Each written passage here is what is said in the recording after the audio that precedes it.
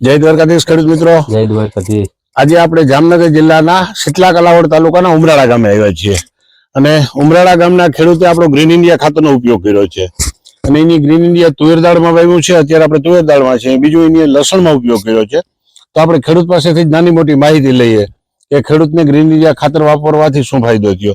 પહેલી ચોખવટી કરી દઉં કે એની આ સ્ટાર્ટિંગમાં જે તુવેર દાળ ઉભી ને એમાં ગ્રીન ઇન્ડિયા ખાતર વાવ્યું નહોતું, પણ ખેડૂતને ખબર પડી કે ગ્રીન ઇન્ડિયા ખાતર આવી ક્વોલિટીનું આવે. આપણા વિડીયા જોયા, બીજા કોઈ ખેડૂતોના એકબીજાના રિવ્યુ લીધા, પછી એને ખ્યાલ આવ્યો કે ગ્રીન ઇન્ડિયા ખાતર આવું આવે છે અને એની પાકના પાયામાં નહીં પણ અધવચ્ચેથી ચાલુ કર્યું અને અધવચ્ચેથી ચાલુ કર્યા પછી એની વચ્ચે વચ્ચે ગેપ મૂક્યા અખતરો કરવા કે કેમાં શું બેનિફિટ મળે.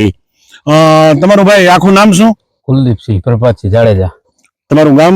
ઉમરાળા. તમારો મોબાઈલ નંબર? 9781383765. ઓકે.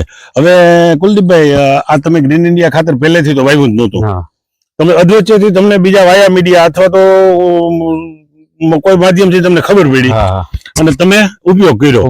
તો ઉપયોગ કર્યો ને એમાં તમને શું દેખાણો? અમને ફરક લાગ્યો કે તુવેરમાં વજન થયો નમી છે અને બીજી સાઈડ નથી પાયું, એમાં થોડુંક ફરક છે એમ. બરાબર. એટલે ટૂંકમાં જે તુવેર દાળમાં તમે આ ગ્રીન ઇન્ડિયા ખાતર આપ્યું એનો દાણો ભરાવદાર અને એકદમ સિંગમાં વજન થયું એટલે તુવેર દાળ નમી ગઈ અને પછી તમે પાછળના ભાગે ગ્રીન ઇન્ડિયા ખાતર નથી આપ્યું. તો ઈ તુર દાળમાં આ તુર દાળમાં કેટલો ફરક છે? ઈ હજી નથી નમી, ના નમી છે, એકદમ નમી ગઈ છે. એટલે એનો મતલબ કે એકદમ દાણો ભરાવદાર વજનદાર થયો. બરાબર. પછી ઈ સિવાય બીજું આમાં તમને આ તમારી જમીનની ફળદ્રુપતા એમાં તમને શું દેખાય છે? આમાં અટાણે થોડો ઘણો આમાં ઘણી સરસ દેખાય છે, આમ સારું છે.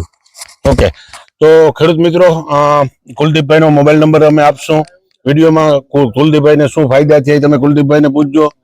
અને બીજું કે તમારે કાંઈ પણ માહિતી, કોઈ પણ પાકની માહિતી જોતી હોય તમે મારો કોન્ટેક્ટ કરજો. વિડીયોમાં મારો અને કુલદીપભાઈનો નંબર આપેલો છે. કુલદીપભાઈની ખેડૂત તરીકે માહિતી લેજો અને ઓથો ડીલર તરીકે તમે મારી પાસેથી માહિતી લેજો.